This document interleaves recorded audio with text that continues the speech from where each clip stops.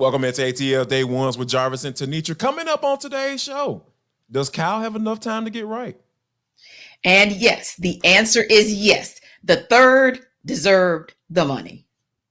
And last but not least, and for the culture, the Jets can't get, they can't get right. We'll talk about all that. It's ATL Day Ones. Let's go. This is ATL Day Ones, part of Locked On Sports Atlanta. And it starts now.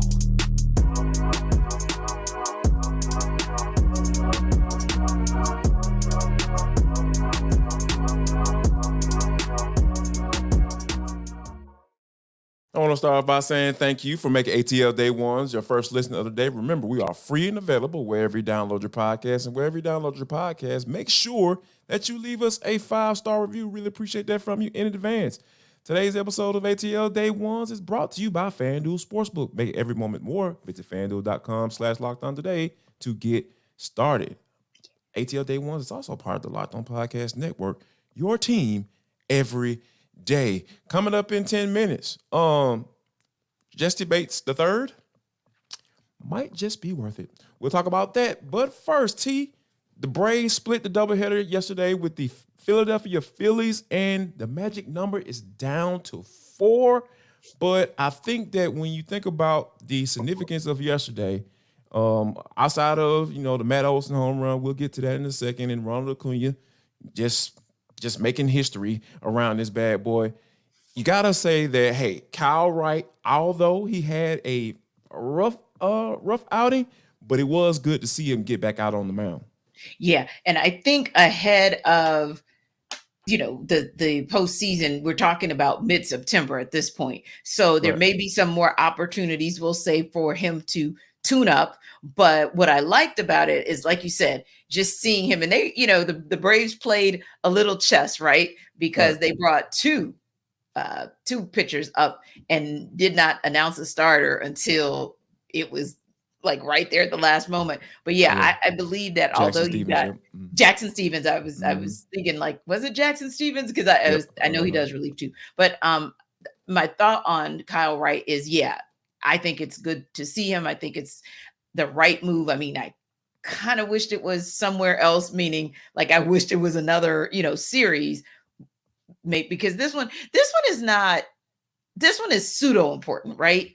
Because I mean, and we'll talk about it in a second, but it's pseudo important in that it's still division. It's still a division rivalry. And no, you're not going to catch, like, the Phillies are never going to catch the Braves. That's not what I'm saying. No, but what I am saying is, not going to happen. But, when you talk about head-to-head matchups, it's still not out of the question for the Dodgers to catch the Braves. And so every game really does count, because if they end up somehow miraculously with the same record, then that's where you're going to start going head-to-head matchups and who won the most games against them. So that's why I still was like, maybe not this series, but the Braves are more than capable of getting what they need out of him. I feel like 5 or 6 days from now, when he returns. I just wished also a little bit of taxing of the bullpen a little sooner than we would have wanted, but it's all good. Good to see Kyle back overall. Yeah, and I think that with 18 games left, like you said, you can get a few more starts, like probably between 2 and 3 more starts before the season gets is out, and I think that, hopefully that can be enough for him to get tuned up to be ready for the postseason. Not necessarily to be a starter, but definitely to, be a guy to give you some long relief at some point. And you have the wild card round, so that's a great opportunity as well for just that extra rest. But he's already called up. And I would say, Jarvis, I don't know if you agree, but I think he's called up for good. I don't expect them to send him back to Gwinnett.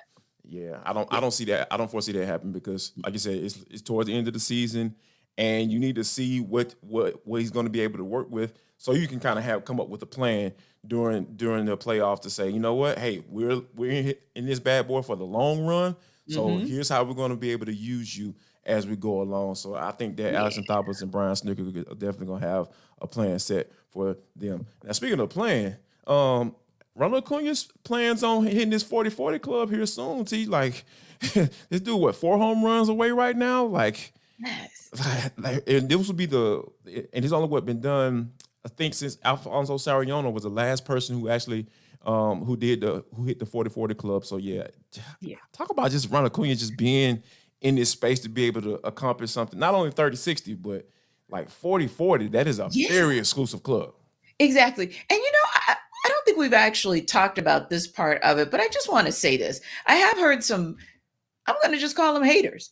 I have heard some haters try to do, it's the similar to what people did to Tyler Algier last year, trying to debunk what he did as far as his 1,000-yard season. He had 17 games, so that doesn't really count. Yeah, it does, because first of all, he only played 16. Let's just start there. And second of all, he didn't make the rules. So 1,000 is 1,000 is 1,000, point blank, period. Same thing for Ronald Acuna Jr. And might I say— and can I add to that, T? If it wasn't that big of a deal, why hasn't it been done since 1979? Yes, exactly. Man, what are we talking about here? Right. So that's the thing. And to your point, that hasn't been done since 1979. And then you look at what Ronald Acuna's been able to do. There are only a couple of other players in MLB history to hit 20 plus home runs and 65 stolen bases, which he's coming up on. That's Ricky Henderson, Eric Davis, and Joe Morgan. And Ronald Acuna Jr. is actually the only man to do so with 30 plus home runs out of that group, right? And so when you think about history and how long Major League Baseball has existed, and the fact that there have been some adjustments to make it more feasible for pitchers, some adjustments for pitching. Now I know they have done it for hitters as well. But my point being, there have been some people trying to minimize it to say, hey, he had a longer season, and just so the bases and how they're positioned. Again, he didn't make the rules. He's just abiding by them and taking advantage of them. But when you have margins like that, home run margins like that, stolen bases margins like that, what that does tell me is he would have done it in any era. So stop hating. Absolutely. Yeah. Like please. Yes, exactly what Tenitra Batiste said. Speaking of, not necessarily hating, but Matt Olson hit 50 home runs yesterday, T. He's one home run away from breaking Andrew Jones's franchise record of 51 home runs back in 2005. That was a great season for everybody back then seasonally. So how about just Olson just being able to just quietly hey, I hit 50 home runs, and how cool was it to see Kyle Schwarber actually going out and get the ball, getting that 50th home run ball from the fan and kind of negotiating a little bit. Like, hey, I got a ball for you. Here you go, take this ball. So I thought that was pretty cool. Yeah, very, very classy move, and it tells you. When you think of Braves Phillies, you don't think of enmity. You don't think of nastiness. Absolutely the way, I definitely wouldn't have wanted to see this happen in Queens, because I don't think the Mets fan would have given the ball back. I'm just saying. Nah, so I'm glad that it happened. A little check there, Right. There would have been some real negotiating had one of their fans picked it up. I'm convinced. But yeah, that was such a cool move. And I would like to say too, for the NL Player of the Week, Matt Olson, that I am going to raise my hand and reset my second half MVP. You're the Braves team MVP, I believe, because Ronald Acuna is your NL MVP. So, hey, let's spread a little love around, right? Yes. Yeah, but we said, and we really thought that it would have to be Austin Riley who would have to pick up the pace completely in the second half. And Austin Riley has picked up his pace. Michael Harris II has picked up his pace. So many have picked up their pace, but this guy, he's really picked up the pace. So he's the second half MVP. I feel like you said, with just 18 games left, I don't see him not breaking that record and maybe even approaching 60. Unreal. Ooh, that would be absolutely amazing. Yeah. To have multiple guys in your lineup to be able to just break records like that. Right. And then just having right. And then not just being the major league leader in home runs, but you're the major league leader in RBI. So that also speaks to you're going to drive a run in. It doesn't always have to be the long ball. If guys in front of you can get on base, you're going to make it happen where they're able to drive. You're able to drive runs in. Yeah, exactly. And right. And you got two speedsters. So Acuna Jr. and Ozzie Albies, they're going to get on base for you most of the time, right? And so if you can just get Austin Riley to, sometimes he'll drive them home, but a lot of times it's Matt Olson in that cleanup spot. So yeah, I think that's an incredible stat as well. We look at the home runs, but don't forget about the RBI. Absolutely. And don't forget about the Braves taking on, in the third game of this series, they can knock that magic number down to 2. Max Fried is on the mound, taking on Zach Wheeler. We understand who Zach Wheeler is and what he's able to do. So there will be first pitch tonight at 6:40, right on Bally Sports South. So yeah, definitely gonna keep an eye on that. Folks, I want to let you know that this episode of ATL Day Ones is brought to you by FanDuel Sportsbook, because it is the #1 sportsbook in America. Guess what, guys? For all you new customers, they got this really special deal for you. So listen up and listen closely. Right now, you can bet $5 and get 200 in bonus bets, guaranteed. Yes, 200 in bonus bets that you can use from anything, or from the money line, the over-unders, player props, all of that stuff. You think Tyler Algier is going to get over 100 yards rushing? Yeah, go ahead and go to FanDuel.com/lockedon right now. Plus, not only that, all customers who bet $5 will get $100 off NFL Sunday Ticket from YouTube and YouTube TV. So if you're in Washington, D.C., and you want to check out your Falcons, go to that right now and get that money off. Because, hey, anywhere you can save $1 or $1, you better go ahead and do it. Because Lord knows inflation is real right around here. So visit FanDuel.com/lockedon and kick off the NFL season with an offer you don't want to miss. FanDuel, the official sportsbook betting partner of the NFL. And speaking of offers that you don't want to miss, when Jessie Bates got an offer from the Falcons, it was one that he said, hey, I believe in what is being built down there, so I'm going to part ways with the Cincinnati Bengals, whom he spent 5 seasons with. And again, if we're being honest, we have not talked a lot about the secondary, because it really has been #pass rush matters. So there was a good reason with what we had seen across the last 5 years. And I would say you have seen even longer, because it goes back, some people will say it goes back to the John Abraham era, when you really saw a pass rush for the Falcons. Right. Yes. So that's why we have spent so much time really focusing on what's happening up front. Also, we did it because we were confident about what was going to happen in the secondary. Well, Jessie Bates absolutely confirmed that for us. I mean, it's so funny because the words, I just want to read this really quickly. And this is from Pro Football Focus. Bates signed with the Falcons as a free agent this offseason. He enjoyed about as good a debut as you can imagine, picking off 2 passes, finishing the game with a 92.9 coverage grade. Out of this world. So yeah, I just feel like sometimes we look and we're like, oh, wow, that was a high cost to pay for Jessie Bates III. Oh, I think he already earned checks.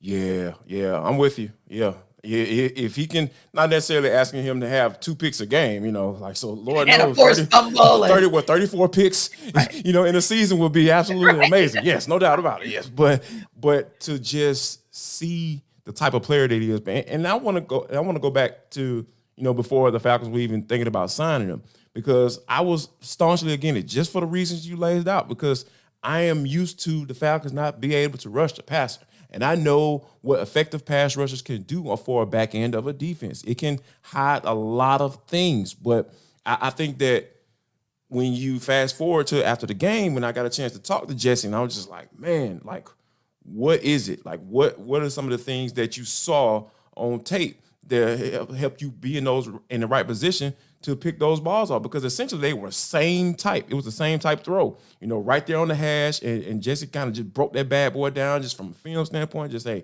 we saw this. This is what we realized. And then I knew once that ball was snapped, I knew exactly where he was going. And I was just sitting right there waiting on him. So those are some of the type of things that I feel like that's what changes opinions, right? Because, I use facts simple facts that that are what I've seen to change the way I think about Jessie Bates in particular, because like I always say, hey, hashtag pass rush matters. Like I'm gonna stick to that moniker till I leave this earth.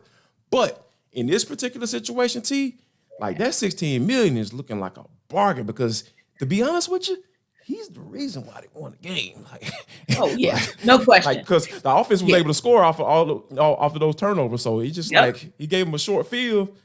That makes the difference. That's the difference when you talk about between teams who can't really rush the passer that well, but they can turn teams over. Yep. If that's the identity, I'm all for it. And we talked about that. That was one of the keys to the game, was for the defense to make sure they gave Desmond Ridder a short field to work with, so that when they got in that red zone, they could actually produce touchdowns. And that is exactly what happened. And that's what you need to see again. And you need to see it up front and early. We'll start talking about week 2's game against the Packers, because we saw them light up the Bears, right? Yeah. 38-20. So Justin Love, I mean, he's coming for blood. So, they definitely have to be prepared. But a guy like Jessie Bates III, who gave us a little scare at the end of the game, but wanted to come back out, I believe, just to make a statement to say, no, I'm good. I'm here. And I can appreciate that kind of effort, because that's also something that I feel like spurs on your teammates. But you know what else I like about him?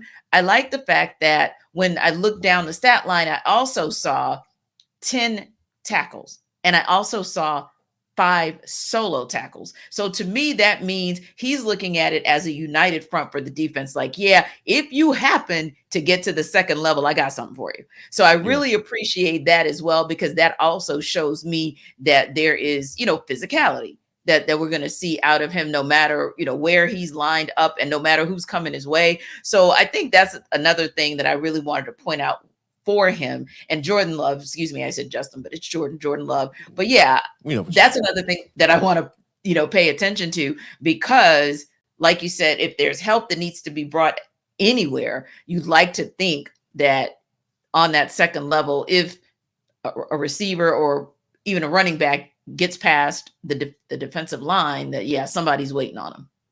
Yeah. And that's the thing, like when you talking about the free safety being that guy, the last line of defense, essentially, but he's like the cleanup man. Like, if anything going on up front, that might be wrong. I'm cleaning that bad boy up, and he was just all over the field. Like 3 was just everywhere. I was just like, man, this dude is everywhere. So when you think about the type of player or the caliber of player Terry Fontenot and Arthur Smith decided to bring in, you really, really get a good picture into what he's capable of, and you understand why this dude was an all-pro. Yeah, indeed. And, when you look across the whole defense, that's kind of where your mind goes, right? Like, because he had an unbelievable game. But since we have talked a lot about the fact that pass rush matters, let's talk about the rest of the defense and whether or not, Jarvis, you had any glaring concerns of what you saw in game 1. To be honest with you, T, like one of the things that I liked when they brought Calais Campbell in, right? And because he said one of the reasons why he came here was because, hey, they were going to allow him to play defensive end. Yep. And to be honest with you, I love Calais to death, but I don't know if that's going to be something that's going to be effective for you. And because here's the reason why I say that. Arnold Ebiketie hardly played at all. I think he was like, if I remember correctly, I think he's let me check it right here. I got it. I think he only played 23 snaps, on Sunday. So when you think about your second round guy that you brought in to rush the passer, the guy who changed his number for whatever reason, and he just wasn't a part of that rotation that you thought he was going to be, especially on pass rush down, because Zach Harrison actually played more than him, T. He did. Yes. And I was just like, okay, this kind of scares me, because like you said, like this guy was brought in for specifically, he was drafted here by this regime to come in and rush the passer. And when you got a 38-year-old defensive end, taking snaps from him, like literally pass rush snaps from him, get to the quarterback snaps from him, that's not a good look. And that's my biggest concern as far as, from Sunday. I'm just like, because once Bryce Young started to get a little comfortable in that pocket, he was slinging the ball around. He was completing passes. He was getting there. Of course, he had a couple errant throws, a couple turnovers. Yeah, I get it. But if you give any NFL caliber type quarterback time to throw, they're gonna make you look silly. And that's exactly what Young did from time to time, because the Panthers, they had the Falcons defense on their heels for a second. They had to figure that thing out. And then but Ryan Nielsen made the necessary adjustments towards the end, and started putting pressure on the young quarterback. So I think that, that's my biggest thing. I'm sitting here like, okay, Arnold Ebiketie is not playing that much, and this dude needs as many snaps as possible to be able to get home. And if you got a guy of Calais Campbell's ilk taking those snaps from him, that might tell you something about him as a player going forward. Yeah, that was disappointing and a little bit puzzling, because Ryan Nielsen was rotating so many players in and out. Yeah. And so, it's kind of like a hockey line to you. Right. It's like, like a feast or famine situation where you're not going to get a lot of snaps because he's rotating players in and out. However, getting the multitude of snaps, that's what you want. You at least want to be the guy who, okay, if 3 of us rotated out, I want to be the guy in the one spot that got the most reps. And I heard Zach Harrison's name far more on Sunday than I expected to, which is a good thing. That's not a bad thing, because, he's still a 3rd rounder, and that could still be a viable player, no different than your 3rd round QB. And the only other player, and it's not a concern, like I just wanted him to. I just want to correct something real quick. He played 23% of the snaps, not 23 snaps. 23% of the snaps, only 18 snaps. So that's kind of interesting. It is actually, it actually is, because then the 23% actually gives an even better picture, because that's saying if there are 4 downs, for example, and we know, it might be a 3-and-out situation, right? But if there are 4 downs and the opposing team decides, hey, we're going to go for it on 4th and 1, or we're going to go for it on 4th and whatever, only one of those 4 plays were you in. That is scary, and really less than 1 at 23%. Less than 1, yeah.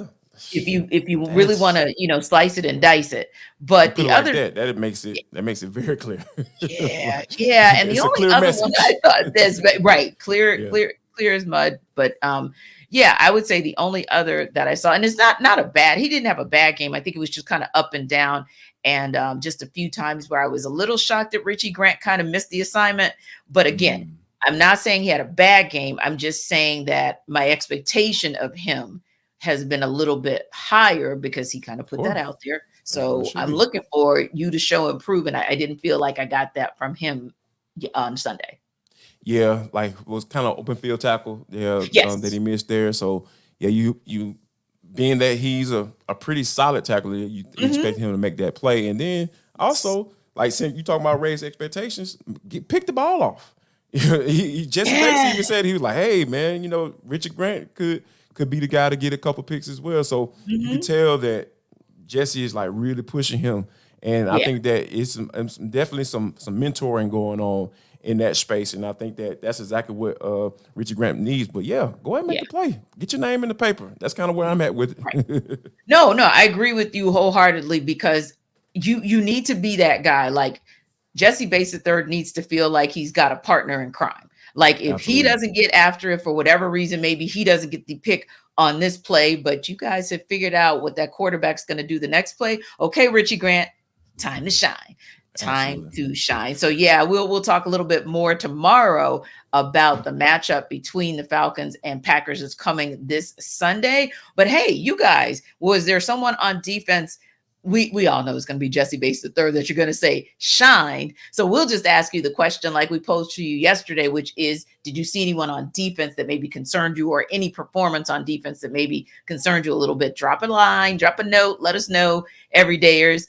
You can drop it right there at YouTube when you're checking us out, or when you download ATL Day Ones, make sure that you download us right along with all the podcasts that you listen to.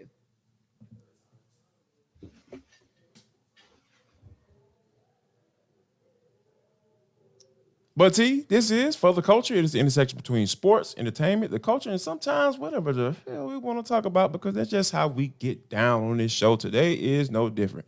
T, when we always make jokes about the New York Mets and how the Mets are gonna Met, I think. Oh my God! Did you see my note? I said That's exactly what I we've been working said. together for quite some time, so Right. we got a little chemistry going on over here. Got But it, right. when you think about the Jets, T, like I think they need to be added into that category as well. Oh, yeah, The Jets yeah. jetted last night. Aaron Rodgers played 4 plays. T, the man limped off the field, and we ain't seen him no more. Now we understand why, because the dude got a ruptured Achilles, and he's done for the season. Yeah. Like, all of this fanfare. I was watching Hard Knocks, trying to become a part of it and kind of figure it out, but it just never hit me quite like that, because it was just something in my gut, something in my soul that was just saying, like, the Jets ain't gonna do jack. I ain't think it was gonna be this. I think That's it was right. Aaron Rodgers coming out here just looking old. Yeah. Yeah. And I thought about that, like, okay, we can say it's the end of a season. And of course, the Jets wouldn't come out and dare say anything until Aaron Rodgers says it. But you can't help but think, is at the end of his career, because he is older, and coming back from a major injury like that is much more difficult as you get older, and your body's been doing what it's been doing for, 17 years for him. So I think that's a question. Now, the funny thing, of course, is this started spawning all kinds of questions, like Zach Wilson ain't it. So, there have been questions about Taylor Heineke, Matt Ryan. Those are some of the names that have been thrown out there to come back. But Zach Wilson, when I say he ain't it, just meaning that ultimately speaking, given where this team is, he's not it. Like, they're trying to win a bowl this year. Yes. And the thing about it is, we kind of talked about that on our NFL Kickoff Live show, because of course, Kyle Krabs covers the Dolphins. So he's keeping an eye out on what's going on in the AFC East. And we tended to think, okay, it's probably going to be a battle royal between the Bills and the Dolphins, to be quite honest. We didn't really give the Patriots much credit, and we darn sure didn't believe the Jets are kind of like, buy it or sell it, right? But with no Aaron Rodgers, it's like you said, the Mets are going to Met and the Jets are going to Jet, in terms of things happening to them in unbelievable fashion. Now, apparently, the football angels did have some compassion for the Jets, because that run back on that punt in overtime. Oh, yeah. Xavier Gipson. Oh, yes. I said, if Okay Bye was a person, he would be it, because he was off to the races. And now he was a good storyline that I actually caught on. I was like, okay, that was kind of cool on Hard Knocks. Like and other wide receiver, whose name escapes me right now. Both of them made the team, and they were, as undrafted guys. Like, that is, percentages are very small for both of them to make it. I thought it was really cool. And Gibson was a guy that, he flashed in camp, and he was consistent. And all the veterans were talking about, hey, man, this cat got something. And Aaron Rodgers even took kindly to him as well. So for him to come out there in the opener and return that bad boy for a touchdown in overtime, I know he's still kind of gleaming from that one, given the situation, right? Yes, exactly. And I will tell you, not that, we're going to go down the rabbit hole on any type of analysis, but let me say something about Josh Allen. Him and those picks, him and those turnovers, that's gotta stop. But T, we've seen this movie before. That's what I'm saying. That's why I said it. That's why I said we're not going to do analysis. This is not a premiere. But this is who he. Yeah, this is starting to become. This is who he is. Yes. So that's why you're looking at Tua Tagovailoa and what he's looked like so far, especially having Tyreek Hill and Jalen Waddle to kind of cover up any mishaps or mistakes, and that takes nothing away from the receivers for the Bills. But I just had to point that out too. Like, Xavier Gipson was able to get there, and the Jets were able to get to overtime in large part to what Josh Allen did and didn't do. So we'll watch it and see how it goes for the rest of the season. Yeah, because Josh, you got to get your life together, my brother, because you got some stuff going on. Speaking of getting your lives together, how about this, guys? Gentlemen, listen up for a second. Just got a little public service announcement.